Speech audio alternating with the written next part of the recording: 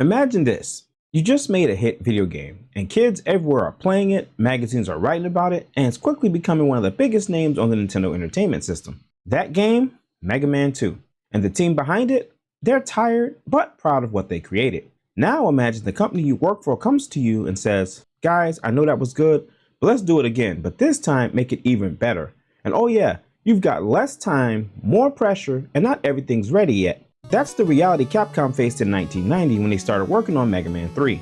Behind the scenes, things were getting pretty rough. Developers were stressed, and the team had to deal with leadership changes, unfinished game systems, and not enough time to fix everything. Some of the most creative minds on the project were exhausted and frustrated, but they didn't give up. Somehow, out of all the stress and late nights, they made a game that fans still talk about to this very day. Mega Man 3 wasn't just another sequel, it was a bold step forward for the series. It introduced important new characters like Proto Man, it also added the helpful dog Rush, and gave Mega Man the brand new sliding ability, which changed how players fought enemies and explored levels. The game was also much longer than its older counterparts, with tons of surprises and hidden twists waiting for players who pushed through the game to the end. But even though the game became a classic, the people who made it didn't feel like celebrating, and some of them even felt the game wasn't finished the way they wanted. Others left the company not long after the game was released, and one of the main creators, Keiji Inafune, later said it was one of the hardest games he ever worked on. So how did a game made during such a tough time turn out so great? And what made it stand out from the rest of the series? So the questions we're going to answer is why the game was so hard to develop, what were some of the gameplay mechanics, and how this iconic game went down in history as arguably the best Mega Man game on the NES. This is the story of Mega Man 3, a game that tested its creators just as much as its players. So after the success of Mega Man 2, Capcom knew they had a hit series on their hands. Fans around the world loved fast action, colorful graphics, and catchy music. So it didn't take long for Capcom to give the green light for a third game. But behind the scenes, things weren't so bright. In fact, making Mega Man 3 turned out to be one of the most difficult experiences for the team that had brought the Blue Bomber to life. Many people who worked on Mega Man 2 were just straight up tired. They had poured their heart, soul, and everything they had into that particular game, working long hours, skipping breaks, and pushing themselves to make it perfect. And when it was done, they were exhausted, and instead of resting, they were told to jump right back into the work on the next game. And even worse, not everybody came back. Some key staff members left Capcom or moved to other projects. So that meant brand new people had to step in and try to fill their shoes. And one of the biggest changes was the addition of a new producer. And this caused confusion, stress, and delays. Keiji Inafune, the artist and designer who helped shape the Mega Man series, has spoken openly about how hard it was to make Mega Man 3. He once called it one of the most stressful projects of his entire career. He wanted the game to be great, and the team was rushed from the very beginning.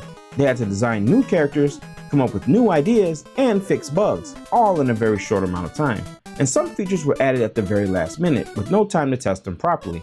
Other parts of the game had to be changed quickly to meet strict deadlines. Then, there were arguments about how long the team had to finish the game, and nobody felt like they had enough time. Inafune even said that when the game was released, it was only about 60% finished in his eyes. Still, despite the chaos and pressure, Mega Man 3 was an impressive achievement. It introduced new ideas, like Rush the robotic dog, and brought back familiar faces in new exciting ways. The game was bigger, harder, and more ambitious than ever before. Even though it was made during a very difficult time, Mega Man 3 became a classic, proving that even under the stress, creativity can still shine through. So let's take a look at what's new in Mega Man 3. When Mega Man 3 hit store shelves in 1990, fans were expecting another fun, action-packed sequel. And the cool part about Mega Man 3 was a lot of the design, a lot of the features that were added into the game would stick through the rest of the sequels on the NES lifecycle. And one of these being the slide mechanic and Rush the robotic dog. Before in Mega Man 2 and even Mega Man 1, you had the magnet beam, Mega Man 2 you had the little apparatus you would put out 1, 2, and 3. But this would be the introduction. Mega Man 3 moving forward would be introduction of a new character, Rush the dog, and his sliding mechanic. Now he wouldn't get the Mega Buster just yet. That would come later on. But for now, these were like two major upgrades that would move forward in the Mega Man series. So one of the coolest new moves in Mega Man 3 was something simple, but super handy and useful. For the first time ever, Mega Man could slide. And it wasn't just a fun trick or gimmick, it completely changed how players explored the game's levels. Before, if an enemy shot a beam or sent a rolling robot towards you, you had to jump or back away. But now, you can just slide right under it. Tight tunnels, no problem. Want to dodge a surprise attack? Slide to safety. I mean, it made Mega Man feel faster and smoother than ever before. Sliding also added a layer of strategy too. Players had to decide when to jump and when to slide, especially during boss fights. It gave you more ways to survive and more options to explore, and you could look cool while doing it. Mega Man 3 also introduced a new character who would become one of the most loved in the whole series, Rush, Mega Man's robotic dog. Instead of just collecting random power-ups like in older games, players now had a faithful partner to help them through tough spots, and Rush wasn't there just to look cute. He had special abilities that made a huge difference in the game. You had the Rush Coil that let you spring into the air like a trampoline, and that helped you reach higher platforms or sometimes discover secrets. You had the Rush Jet that turned him into a flying platform you could ride through dangerous areas. And lastly, you had the Rush Marine, and that helped you travel underwater where Mega Man normally couldn't go very far. So Rush was more than a tool, he was a friend and a companion. And with his bright red design, cheerful animations, and handy abilities that made him a fan favorite right away. And he's stuck around ever since, appearing in almost every Mega Man game after that. And next up, we have Proto Man, the mysterious brother. So just when players thought they knew everything about Mega Man's world, Mega Man 3 dropped a big surprise, Proto Man. Now this mysterious character wore a red helmet, had a yellow scarf, and made his entrance with a haunting whistle. He would just suddenly appear during stages, fight Mega Man, and then disappear just as quick. At first, players didn't know who he was. Was he an enemy? A rival? I mean, he seemed strong, maybe even stronger than Mega Man. But as the game went on, the story revealed something shocking. Proto Man was actually Mega Man's older brother, if you will. I know robots had brothers, but there you go. Now in Japan, Proto Man's name was actually Blues, which continued the musical naming theme. Mega Man's real name in Japan is Rock, and his sister Roll, and now there was Blues. A perfect fit, so Rock, Roll, and Blues. And Proto Man's story added emotion and mystery to the series. He wasn't just a new boss, he had a purpose, a history, and a connection to the hero. And his appearance helped build the Mega Man universe into something deeper than just robots fighting. So while Mega Man 3 brought back the exciting gameplay fans loved, it also added new mechanics, characters, and story twists that made it unforgettable. Sliding gave players new movement, Rush became the best sidekick in video games, and Proto Man added mystery and heart. So let's talk about the story. After the exciting and dangerous events of Mega Man 2, the world finally seemed peaceful. Dr. Wily, the mad scientist who once tried to take over the world with powerful robot masters, was defeated once again. And many thought this was the end of his evil plans. But surprise, surprise, shockingly Wily returns, but not in the way anyone expected. Dr. Wily claimed he had changed his ways, cleaned up his act, and he was sorry for all the trouble he caused. He even went back to work alongside his old homie, Dr. Light, which we know is Mega Man's creator and the brilliant scientist who always fought for peace. And together they announced something huge. They will be building a powerful new robot named Gamma, a giant machine designed to protect the world and keep the peace. And at first, everything seemed like it was going well. I mean, let's be real, we know he never really changed. So working with Dr. Light was just part of his plan. While everyone thought he had turned good, everyone in the game, I'm saying guys, we all know the truth, Wily secretly waited for the perfect moment to strike. Once Mega Man collected all the power elements and Gamma was completed, Wily stole the massive robot for himself. So instead of protecting the world, Gamma was turned to a weapon of destruction. Now, that's the story of Mega Man 3. It's a good story, for what it is. I mean, but let's be real. This game isn't really known for its storytelling. We all knew Dr. Wily was going to go to his old set ways. That's not a big surprise. With that said, typical Mega Man stuff. So what made Mega Man 3 to me stand out was, I remember seeing it in the magazine, because Mega Man 2, I was on the high of just playing Mega Man 2. I had beat that game forward and backwards. I didn't think it could get any better than that. Mega Man 2 is considered to be the best in the series. And if you played the game back in the late 80s, it was just, because like I said, Mega Man 2 for me was my first Mega Man. I didn't play Mega Man 1 until later on. I played Mega Man 2 first, and then I'd go back and play Mega Man 1, but that's a different story. But for me, that was the pinnacle of platforming and just the whole theme of having, at the time, a non-linear path where you could pick any robot master you wanted to play. So Mega Man 2's music, graphic design, and just fun and impact of the game was just unmatched in my opinion at the time. But to see so when I first saw Mega Man 3 in the magazine, it wasn't out yet. So back in the day, you could like preview stuff, kind of like they do today with trailers. But back then we didn't have trailers. So you just kind of read the magazines and saw what was coming up. I mean, Nintendo had that with Nintendo Watch and stuff like that. So anyway, Mega Man 3, I remember seeing the picture of the Robot Master sitting there and the design, just the character design of those characters on the screen where they're just sitting there where you can pick where you want to go. I was kind of like, man, what do these new guys do? And because back in the day with sequels, in my opinion anyway, it's not like today where a sequel comes out and it's like whatever. Back then, a sequel was huge and it was heavily compared to the game before. So I looked at the new Robot Masters in the magazine. It was kind of like man, what do these guys do? Are they going to play like, is it going to be a Metal Man type character on there with a cool weapon like that? Is it going to be somebody who can freeze time like Flashman? You know, just comparing the old to the new. And it was very exciting at the time. Now it's time to talk about what most fans remember the most, the Robot Masters of Mega Man 3. And these are the powerful bosses Mega Man had to defeat. And they're not just cool to look at, each one has its unique power, a special personality, and their own stage that matches their theme perfectly. So let's go ahead and break them down one by one.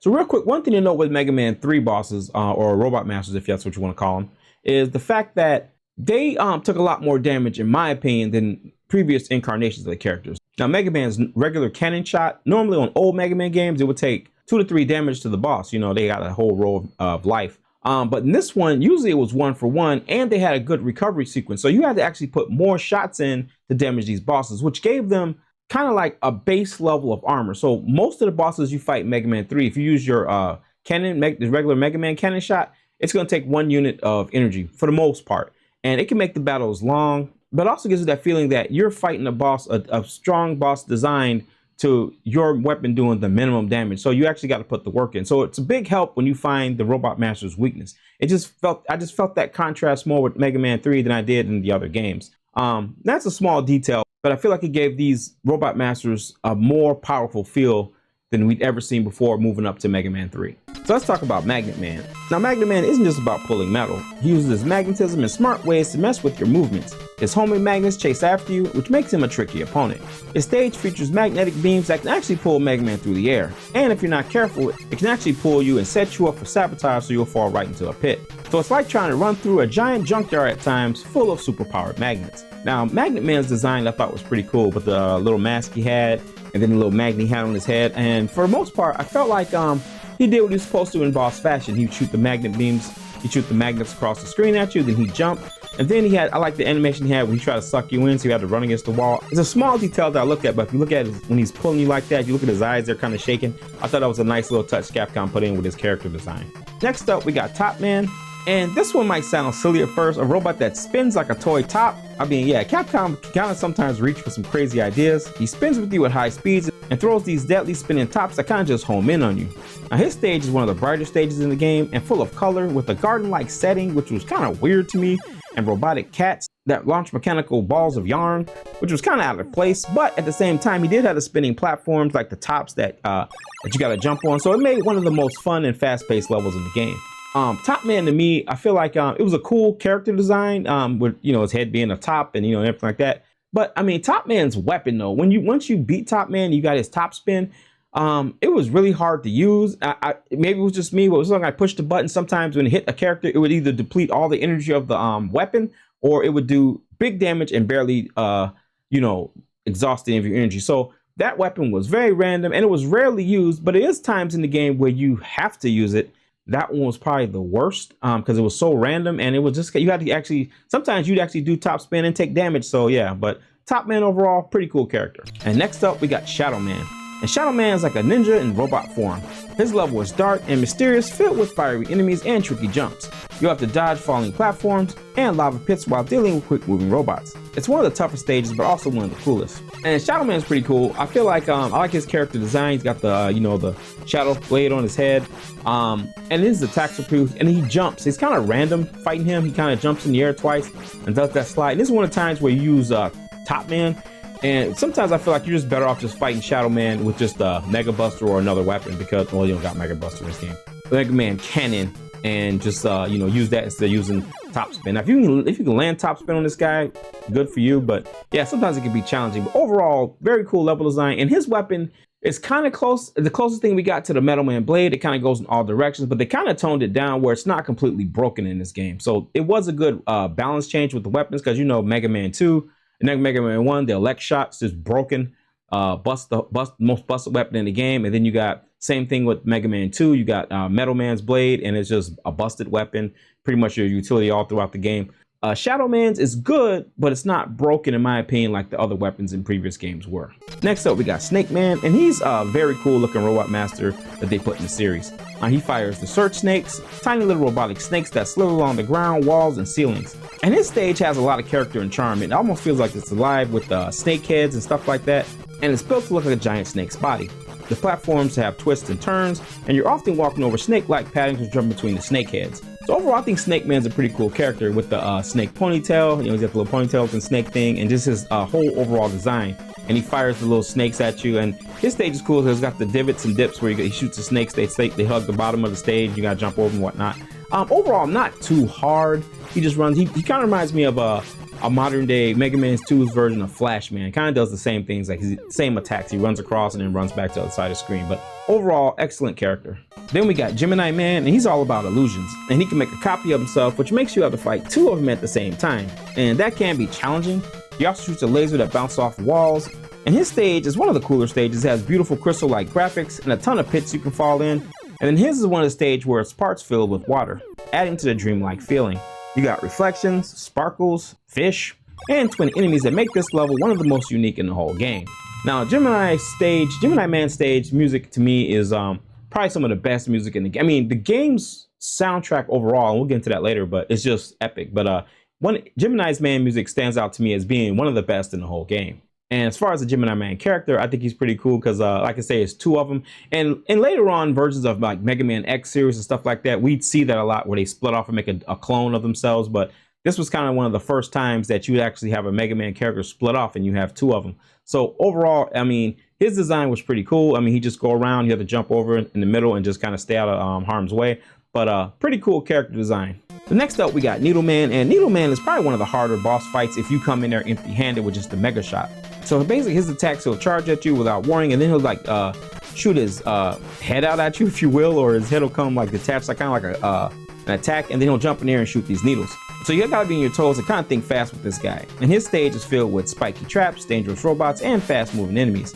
And it looks like a giant robot factory where they build a lot of these things. They build weapons. Now, Needle Man's probably one of the harder fights in the game. If you're coming in, and I'm basing all these fights off of just Mega Man having this standard Mega Man shot. His is tough because he jumps in the air, and the needles don't exactly home in on you, but they're pretty accurate at times. Plus, he's got that thing where his head comes out, and it comes really quick, so you got to be ready for that. But overall, you can beat the guy. But yeah, I feel like Needle Man is just probably one of the more harder fights if you just got the Mega Shot. You got Hard Man. Now, Hard Man, yeah, his name, don't let his name fool you though. Hard Man is more than just tough. He's built like a tank. Now, he moves slow, but when he attacks, he packs a serious punch, literally. He can launch these giant fists across the screen, and if they hit you, they're gonna do some serious damage. Now, his stage looks more like a construction site with robots that dig and drill. He's got that, you know, I don't know why the big man always got construction things, kind of like Guts Man and stuff, but yeah, that's kind of his stage. And then there's bees on the stage, and it's one of the more dangerous stages, especially if you're not careful around the falling platforms. Now, Hardman for me, the name Hardman. Hardman for me is pretty cool. He's one of those, you know, he's got a cool design. I mean, he's got those like big boxing gloves. I call them boxing gloves, but those fists that fly across and shoot you. And those do kind of home in on you, so you got to be careful jumping over those. And then he has an attack where he goes up in the air. He's a typical ground shaking character that stops movement, goes up in the air, hits the ground, and that takes big damage if you get hit by it. You just got to be in the air when he hits the ground so you don't get shook by him. And then just unload with your Mega Man shot. So overall, pretty good character design for the big man robot master. So let's talk about Sparkman real quick. Electricity is his weapon of choice, and his level is covered with electrical traps, a lot of flashing lights, and moving platforms powered by energy. So you have to be careful about some of the things on the stage. And to me, the whole stage feels like a giant power plant, buzzing with danger and energy. So Sparkman overall as a character, I thought he was pretty cool. He's got like those two electronic ohms on his arms and whatnot. And his music on his stage, I feel like is probably one of the best in the series as well. You have Gemini Man, you have Sparkman. I love his music as well. And then the fact that he's just a cool character. He shoots energy, does what he's supposed to do. Sparkman shoots electric sparks at you. Nothing too crazy with him, but overall just a cool design with his arms being the ohms or needles, if you will, and you know, creating electricity. So overall, shout out to Sparkman, cool character. So Capcom designed creative stages that definitely tested your skill. Each Robot Master stage is more than just a pretty background. They're designed to match the boss's personality and powers. Also, one thing to note, the stages in Mega Man 3 are longer and more complex than the ones in Mega Man 2. You'll face more enemies, more traps, and more places to fall to your screaming death if you're not careful.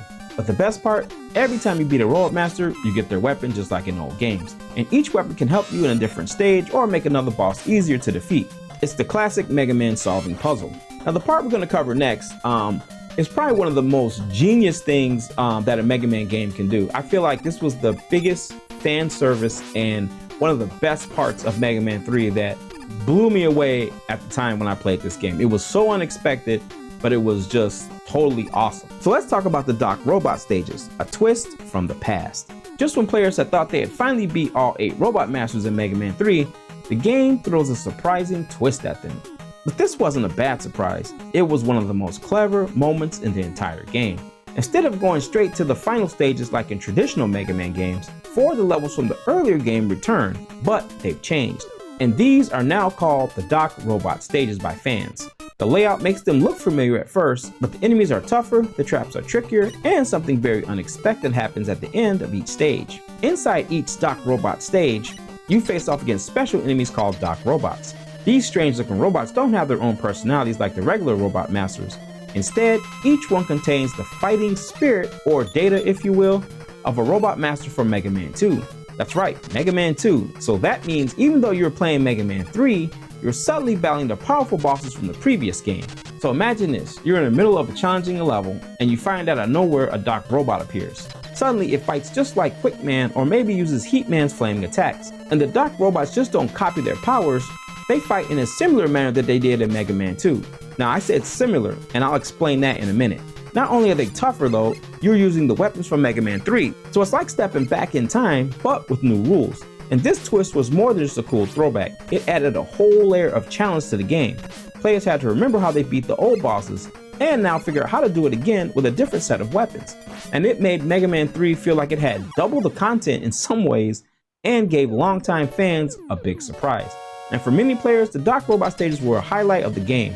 They brought together the past and present in a smart and exciting way, proving that Mega Man 3 wasn't just another sequel, it was a love letter to everything that made the series so great.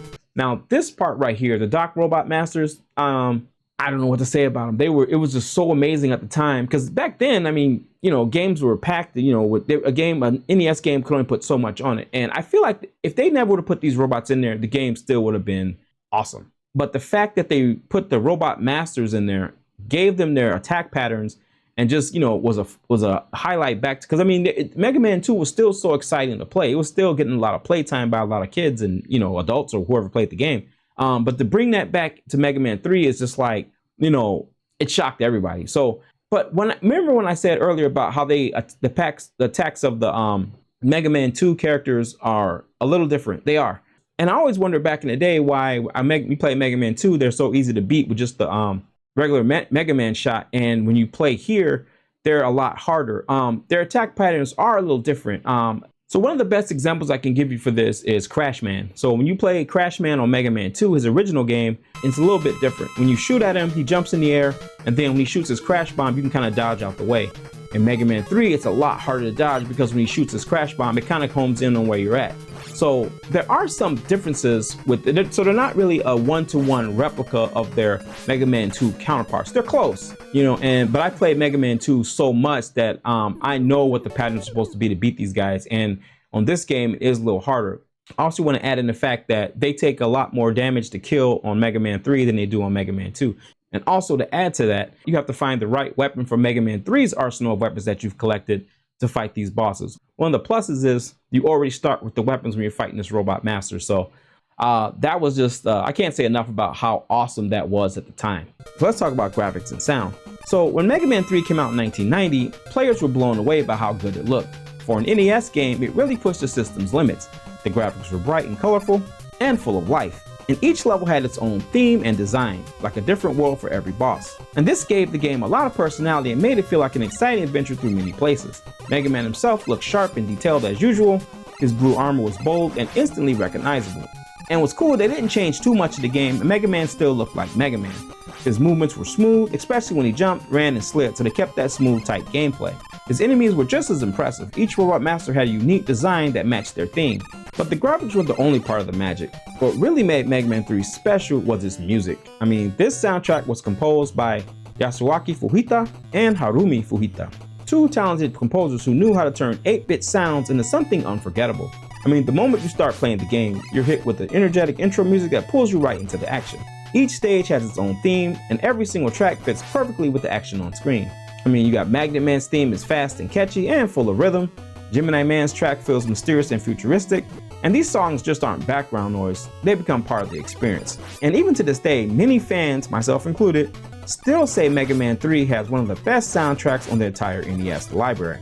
And some even say it's the best in the whole series. And the classic Mega Man sounds, I mean, they still retain throughout the game. It felt very familiar to us. And even now, over 30 years later, players still remember the way it looked, the way it sounded, and how it made them feel at the time.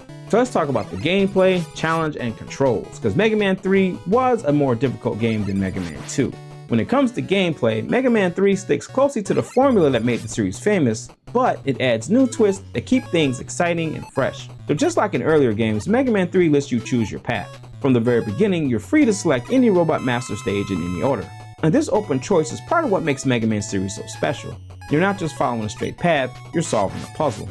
And once you beat a Robot Master, you earn their special weapon, and each of these weapons has a unique ability, and one of them is always super effective against another boss. So figuring out the right order to tackle each level and which weapon works best is a big part of the fun. But this time around, Capcom made things a little harder. The level design in Mega Man 3 are more advanced than in Mega Man 2. So you'll face longer stages, more hidden traps, and tricky platforming sections that test your reflexes. There's also mini bosses in this game, powerful enemies that show up halfway through a level to challenge your skills. And these fights break up the action and make the stages feel more intense and rewarding. And then come the Doc Robot stages, 4 extra levels that show up after you beat the first 8 Robot Masters. These stages are not only longer and harder, but they also feature ghost-like versions of the Robot Masters from Mega Man 2. So you have to fight the past bosses again, but now they seem even tougher and placed in more difficult levels. And there's 2 of them per stage, so it's a huge test of everything you've learned so far. Thankfully though, like previous Mega Man games, Mega Man 3 controls like a dream. The movement is smooth and responsive, so when you make a mistake, it's really your fault, not the game's. I mean, that's one thing Mega Man has always had, was tight controls. And even though the game is hard, it's fair. You'll probably lose a lot of lives playing the game, especially if it's your first time, but each time you die, you'll understand a little bit more about how to get through the level. So this game's gonna have a lot of bit of trial and error. Now the Robot Masters themselves have tricky attack patterns at first, but over time you'll learn what they are. And speaking of weapons, Mega Man 3 gives you some of the coolest looking ones in the series. You got the Shadow Blade, which is a toned down version of Mega Man 2's Metal Blade, which is pretty cool because it keeps the game in check and doesn't really break the game. The Magnum Missile homes in on enemies, making it great for moving targets. Then there's the Top Spin, which is, like we talked about earlier, just kind of sucks. And that's the best way I can say it. Kind of, if you have to have a weapon that sucks, the Top Spin, it sucks. But every weapon in the game does feel different, and the variety keeps the game interesting. Whether you're blasting enemies with Spark Shot or bouncing your way through with the Hard Knuckle, there's always a new way to tackle each level. So in the end, gameplay in Mega Man 3 is a perfect mix of fast action, smart thinking, and skill-based challenges. It builds on what came before, adds new ideas, cranks up the difficulty, and pushes players to get better without the game feeling too hard. That's why it's one of the best in the series. So let's talk about the later levels in the game and the Wily Fortress. That's right. The evil scientist is back with another set of intense final stages.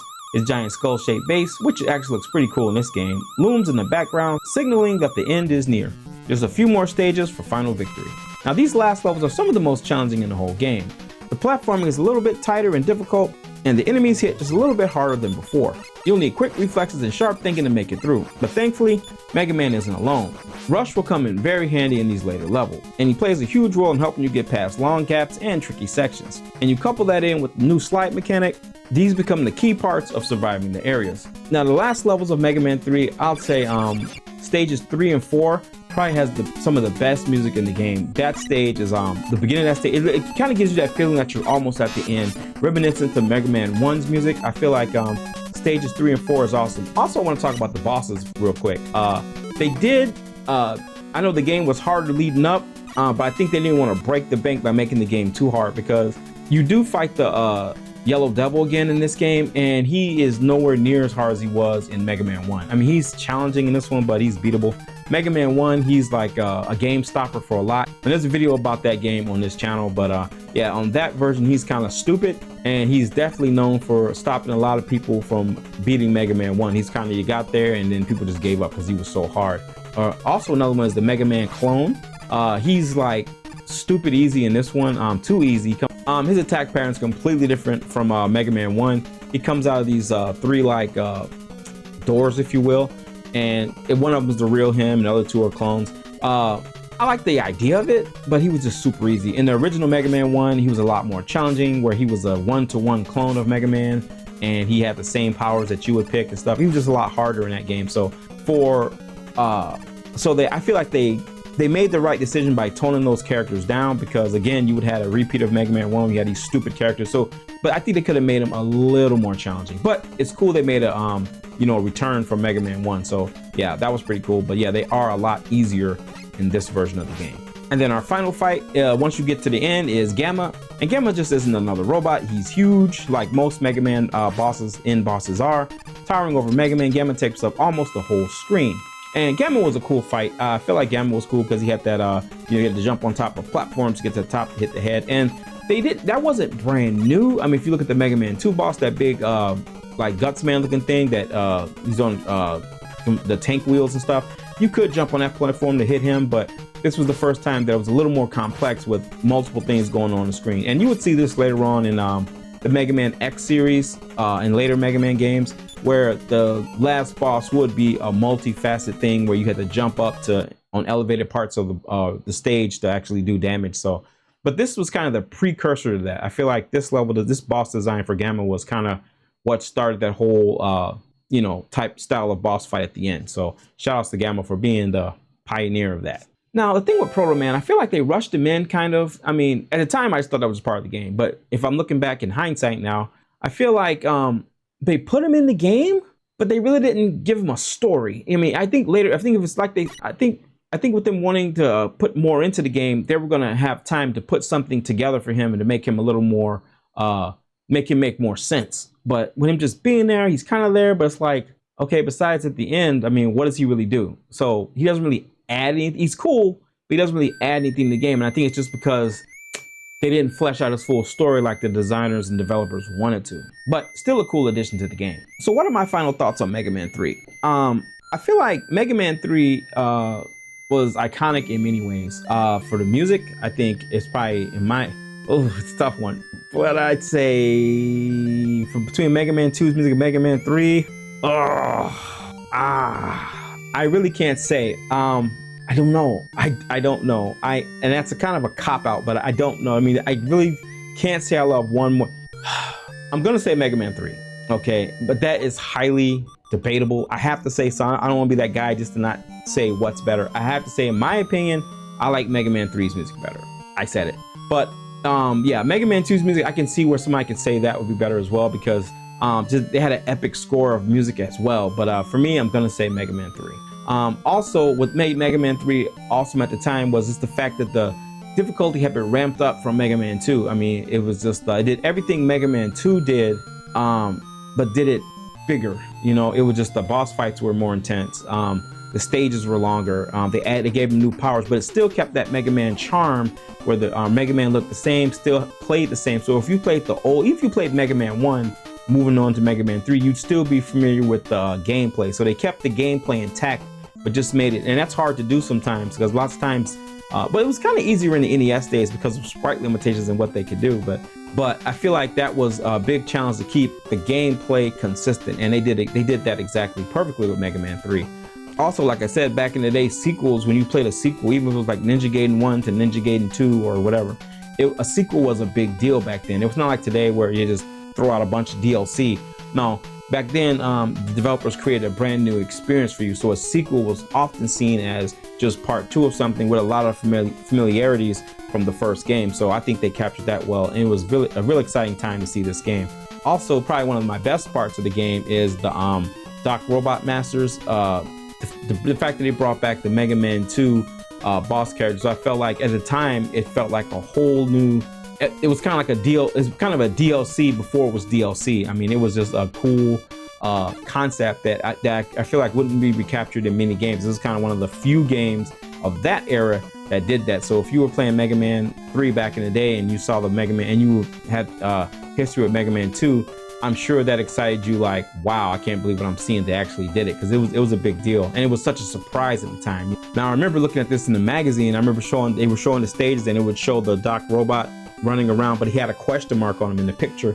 And at the time, it really didn't make a lot of sense. I was like, okay, it's just another robot, but I didn't know it was going to be Mega Man 2 robot. So I could talk about that all day, but we're going to move on from that. And lastly, I have to say, with the addition of you know, the rush dog coming with replacing all the apparatus you have to have, you actually felt like Mega Man had had his companion, so it kind of helped complete him as a character, you know, having this little sidekick.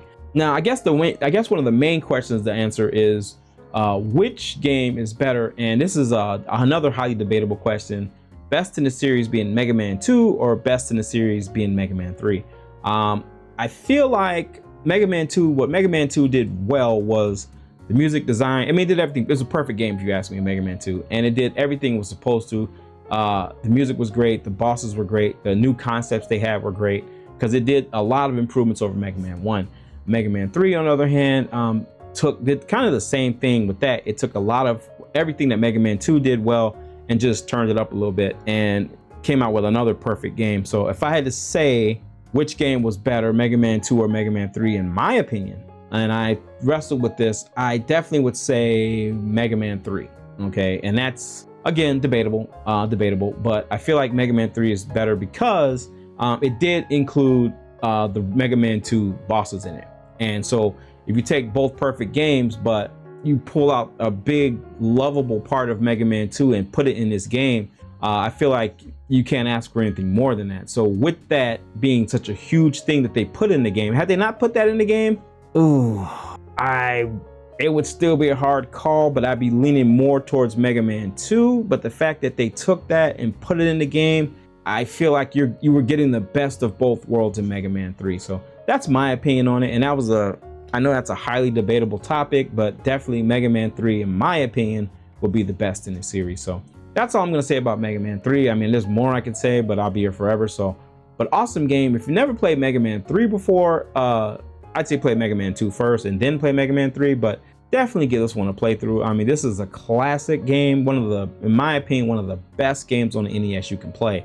And they would come out with later games, Mega Man 4, Mega Man 5, and 6, and they would stay somewhat true to the Mega Man franchise, but I challenge most. I mean, some people know all the characters, but for me, and I love Mega Man, I can't tell you all the characters. I can tell you a good portion of the characters. And if you take all the Robot Masters from 4, 5, and 6, put them all together, I honestly wouldn't be able to sort them out in the game they belong in. I would recognize the character, but I wouldn't be able to put them in, because for some reason for me, and I don't know why, it just feels like Mega Man's 4, 5, and 6, while they're good games, they are good games, they did bring new concepts, I don't feel like they're as memorable as Mega Man's 1, 2, and 3.